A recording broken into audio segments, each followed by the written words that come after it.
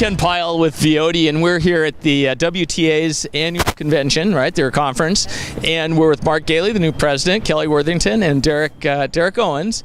Mark, why don't you tell us a little bit about your new role here as president of WTA? Well, I've just been elected president of WTA, so I'm looking forward to 2 years of working with the staff and moving WTA forward and taking on some legislative and regulatory hurdles that we've been all working on for the past several years, and hopefully bringing some of those to resolve. And you're with Totah Communications, of course. We've talked before about some of the challenges you face. Why don't you tell us, maybe the biggest challenge you're seeing right now as a rural operator in the heartland?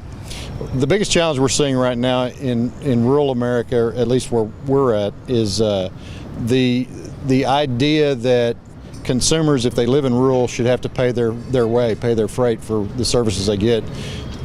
Legislators and regulators don't understand. Some of them say, well, let them go wireless. Well, there's no wireless in our area for folks to go. But some of the folks don't understand that, America was built on some people paying a little extra so other people can have things. I mean, like folks in New York eating steaks, well, they come from Oklahoma, they come from Kansas, Montana, areas in the West. They're not paying the full freight to get that steak to New York so they can eat it. So, I mean, we've kind of lost the ideology that there is support mechanisms in almost everything we do.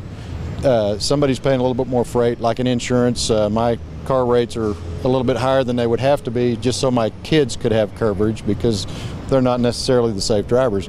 We've kind of gotten away from that. We've hit the ideas that, well, we've got to have budgets and things cost too much, and I agree, we do need to spend money frugally, but we also need to make sure that those folks that need the services have the services, and folks in rural America need the services just as much as people in this beautiful city of San Francisco. Well, and I think it touches upon something, the whole idea of the community. And one of the things, Kelly, that's impressed me about your association is the fact that you're actually out in the heartland as well. You're in Montana. Why don't you tell us a little bit about the association? WTA represents the western United States, 24 states west of the Mississippi, but recently have opened our membership to the east, so we will allow anybody within the United States to join WTA. So that's new to the organization. So expanding the association to help us fight the battles that we're dealing with back in Washington, D.C. And then I have another office in Washington, D.C., which Derek Owens heads up, and he handles our legislative and regulatory issues. Well, why don't we talk to Derek? What are the key issues you're seeing in Washington right now? Yeah, thanks, Ken. Well, Mark alluded to some of them. Universal service is obviously key, intercarrier compensation, fighting those battles. But it's also, video issues are huge for our members, and so those are the issues that we're really focusing on. But working on the transformation order that the Commission passed back in 2011, trying to make sure that is providing more predictability for these companies to actually reinvest in broadband to meet the goals of the National Broadband Plan. And what we're seeing right now is, as a result of the transformation order, that companies like Mark's and others that belong to our association and others, those companies aren't investing because they don't have any predictability on what the future may hold. And so taking out loans to actually build broadband, they're not doing. Which is kind of ironic, because one of the initiatives a couple of years ago was the whole broadband stimulus, and that's kind of coming down to an end now. Where are you seeing that from your members, if you want to speak to that? We were a stimulus awardee, and we're winding ours down, and actually we're going to be about $2 million under budget. Wow! In the construction that we did, all we did was construct fiber to the node. We didn't do fiber to the home. We were about an $8.5 million awardee. If we wanted to do fiber to the home, it would have been $80 million. That's an 80. Mm-hmm. We couldn't see that was a frugal way to spend money, so we backed up and did the fiber to the node, hoping that we could, make steps towards getting fiber to the customer.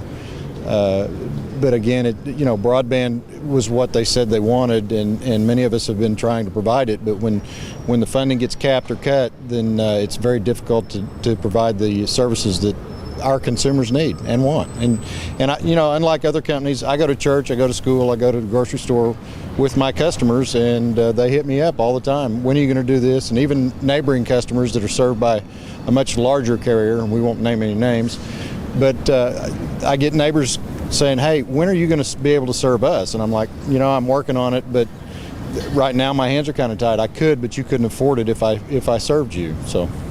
Well, and it seems like that role as kind of that central technology hub for the community is an important one.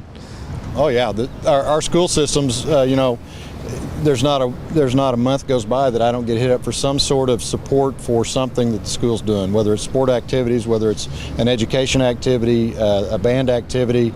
We recently put a phone system in the elementary school. We put a phone in every classroom, which provides those teachers a little bit of security. If something happens at the school, any teacher can dial 911. The phones are restricted, so they can't, just go nuts with them. But we put a phone system in. They paid for a portion of it. We donated some time and some equipment for it. So those are the kinds of things that all of us do that are in the business the size that Totah is. But regulators and legislators don't understand that. And schools right now are hurting because their funding's been cut too. Well, speaking of funding cuts, and normally I don't ask such a topical question, but it seems like it's even affected the conference here, the budget impasse in Washington, D.C. Any comments on that? Well, we've had, unfortunately, two of our speakers, one from Washington, D.C. at RUS, not be able to attend the meeting. And RUS is a vital program for our members and borrowing from them. And they've been at all of our meetings in the past. And unfortunately, this is the first one that I've been associated with WTA that they haven't been able to attend. We had the California State Director of Rural Development at the U.S. Department of Agriculture here in California. She was supposed to participate in our meeting this afternoon, and unfortunately she's not able to do that either. So clearly the budget impasse right now and the shutdown of the government is affecting our conference, but we're making amends. Well, it's affecting us too. Like I said, we're a stimulus awardee.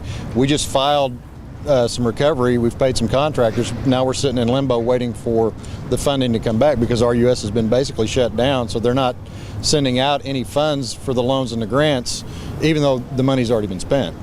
Wow, so if this doesn't get resolved quickly, it could have some impact beyond just Washington, D.C., it sounds like. Yeah, it'll have some impact on us. I mean, we're not going to be in trouble. We're not going to stop providing service, but it's money we've already spent, so we're having to do a little bit of different operation with our capital until we can get that money back in the doors. I really appreciate your time here and look forward to continuing to see how things go next year in Las Vegas. Great. Thanks, Ken. We appreciate you coming out. Yeah. Thanks, Ken. Thanks, Ken.